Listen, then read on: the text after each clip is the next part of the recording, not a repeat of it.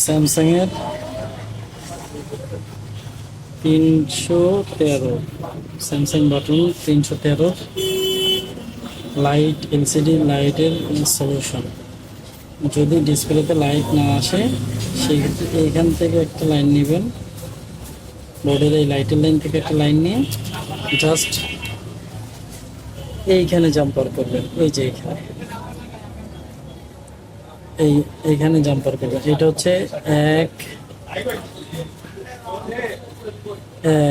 2 3 4 5 6 7 8 নম্বর যে ইয়াটা আছে ডিসপ্লে কানেক্টর, এই যে 8 নম্বর পিন থেকে টাইনে জাস্ট এইখানে একটা লাইন করে দেবেন। আপনার বাটনের লাইটের এইখানে একটা জাম্পার করে দিলে হ্যাঁ আলহামদুলিল্লাহ ডিসপ্লে লাইট আসবে। জাস্ট চেক দিই,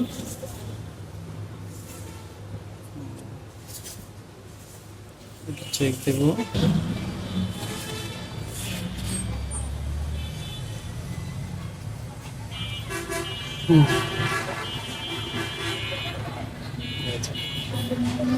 ডিসপ্লে প্রথমে ছিল না, পরবর্তীতে ডিসপ্লে চলে গেছে।